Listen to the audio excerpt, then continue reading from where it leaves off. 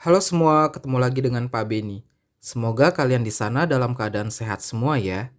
Pada video sebelumnya, Pak Beni sudah membahas bab kekongruenan dan kesebangunan. Nah, pada video kali ini, Pak Beni akan mulai membahas bab bangun ruang sisi lengkung bagian pertama, yaitu tentang tabung. So, siapkan alat tulis kalian, mari kita mulai.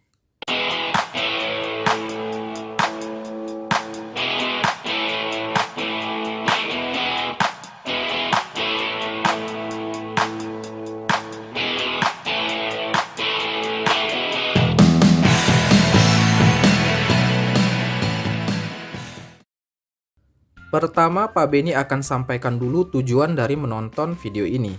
Setelah menonton video ini, kalian diharapkan akan bisa mengetahui definisi tabung, lalu mengetahui jaring-jaring tabung, setelah itu menentukan luas permukaan tabung, dan menentukan volume tabung. Oke, langsung aja kita mulai pembahasannya. Apa itu tabung? Ada banyak banget benda di sekitar kita yang bentuknya seperti tabung, terutama kaleng-kalengan kayak gini. Kalau dibuat sketsa dua dimensinya, tabung itu bisa digambarkan seperti ini. Tabung memiliki dua sisi datar, yaitu tutup dan alas yang berbentuk lingkaran, sama satu buah sisi lengkung. Sebenarnya, kalau tabung ini dibuka, ternyata jadi begini. Tutup sama alasnya tetap lingkaran, sedangkan bagian melengkungnya tadi ternyata persegi panjang yang digulung mengikuti keliling lingkarannya. Makanya tabung itu didefinisikan sebagai bangun ruang sisi lengkung yang dibentuk oleh dua buah lingkaran identik yang sejajar dan sebuah persegi panjang yang mengelilingi kedua lingkaran tersebut. By the way, gambar tabung yang udah dibuka ini disebut jaring-jaring tabung ya. Gitu, semoga bisa dipahami. Next, sekarang kita bahas luas permukaannya. Rumus luas permukaan tabung adalah ini. Tapi di sini Pak Beni akan jelaskan sedikit kenapa rumusnya begini. Kita sudah tahu bahwa tabung itu terdiri dari dua buah lingkaran dan satu buah persegi panjang kan? Maka ketika diminta untuk menentukan luas permukaan tabung, berarti kita tinggal jumlahkan aja luas kedua lingkaran ini sama luas persegi panjangnya. Luas lingkaran kan pi dikali r kuadrat. Karena ada dua lingkaran, maka luasnya menjadi 2pi r kuadrat. Sekarang kita fokus ke luas persegi panjangnya. Luas persegi panjang kan panjang kali lebar. Nah, karena persegi panjang ini mengelilingi tutup atau alas dari tabung ini, maka panjang persegi panjangnya akan sama dengan keliling lingkaran, yaitu 2pi r. Sedangkan lebar persegi panjangnya merupakan tinggi dari tabung itu. So, luas persegi panjangnya menjadi 2pi r kali T. Lanjut kita sederhanakan.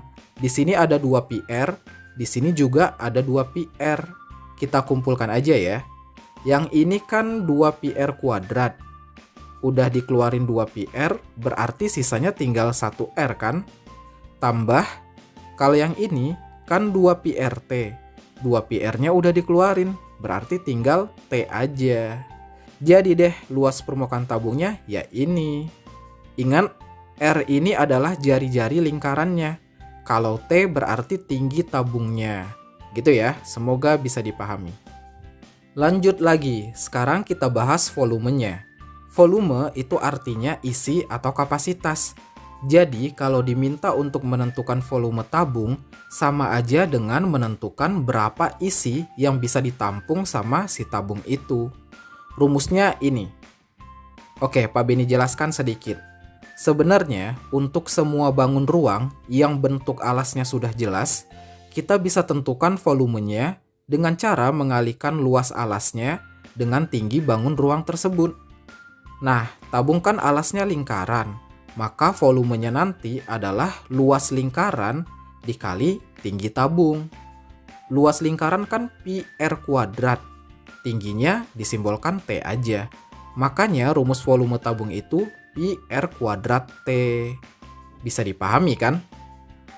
Oke, mari kita terapkan pengetahuan kita tentang luas dan volume tabung untuk menyelesaikan beberapa contoh soal berikut.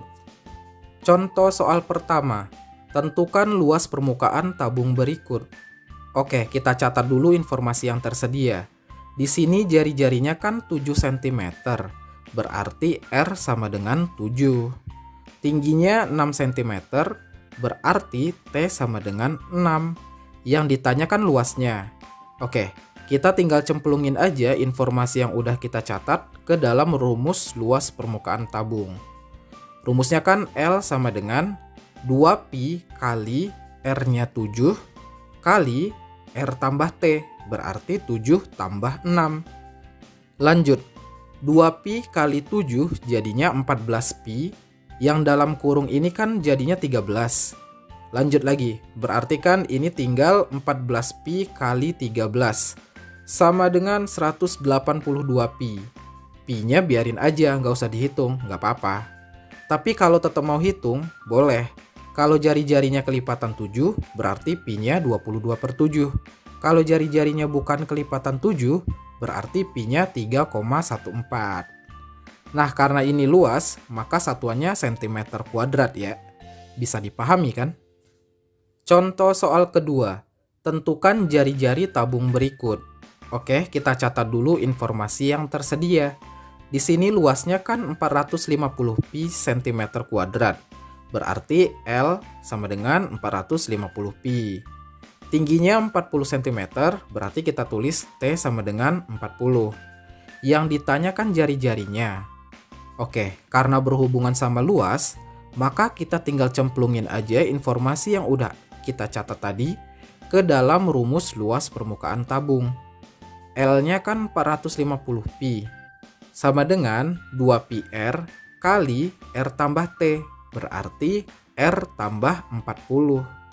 Lanjut, pi-nya bisa dicoret aja, berarti kan jadinya 450 sama dengan 2R kali R itu 2R kuadrat, tambah 2R kali 40, berarti kan 80R. Kita rapihkan persamaannya menjadi 2R kuadrat ditambah 80R dikurang 450 sama dengan 0. Persamaan ini kita sederhanakan dengan membagi 2.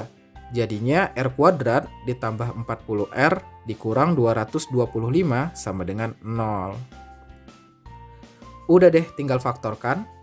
Oh ya, bagi yang belum paham tentang memfaktorkan, silahkan pelajari lagi melalui link yang muncul di kanan atas video ini. Oke, kalau sudah, kita lanjutkan ya. Jadinya kan kalau difaktorkan menjadi R plus 45 kali R kurang 5 sama dengan 0. Berarti R-nya bisa sama dengan minus 45 atau R-nya sama dengan 5. Karena jari-jari itu nggak mungkin negatif, maka kita ambil jari-jarinya 5 ini. Karena satuannya senti, kita pakai senti ya. Jadi jari-jarinya adalah 5 cm. Gitu ya, semoga bisa dipahami. Contoh soal ketiga, tentukan volume tabung berikut. Oke, kita catat dulu informasi yang tersedia. Panjang ini ke sini kan diameternya, padahal kita butuhnya jari-jari. Ingat, jari-jari itu setengah dari diameter. Karena diameternya 2 meter, maka jari-jarinya ya setengahnya, yaitu 1 meter. So, kita tulis R sama dengan 1. Lanjut, tingginya 8 meter, berarti T sama dengan 8. Yang ditanya volumenya. Kita tinggal masukin aja informasi ini ke dalam rumus volume tabung. V sama dengan Pi dikali R-nya 1 dikuadratin kali T-nya 8. Lanjut, V sama dengan 8pi. Karena ini volume, maka satuannya pangkat 3 ya.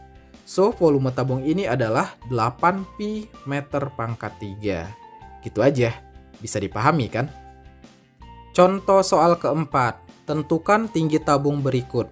Oke, kita catat dulu informasi yang tersedia. Volumenya sudah diketahui, yaitu 224 pi meter kubik.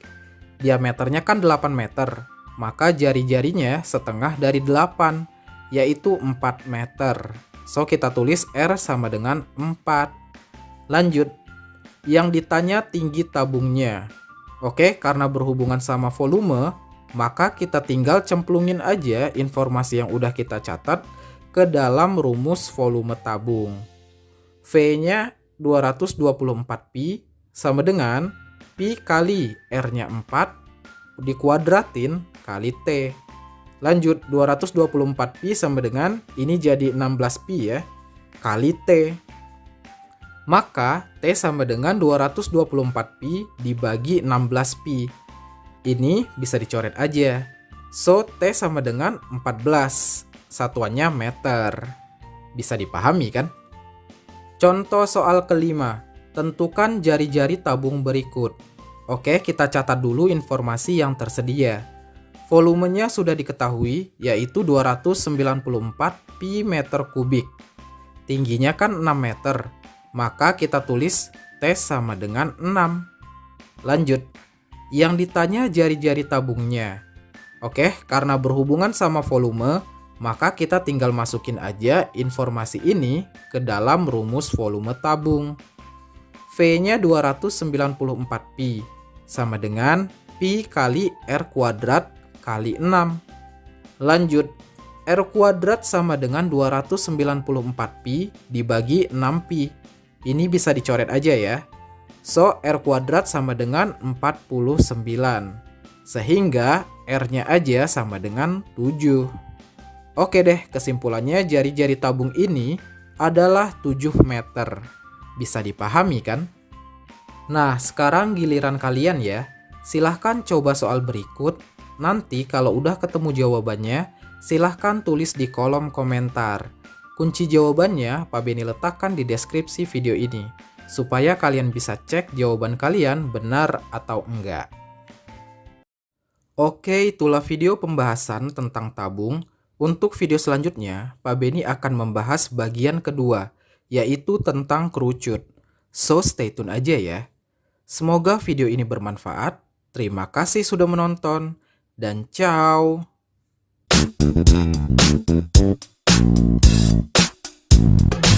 Thank you.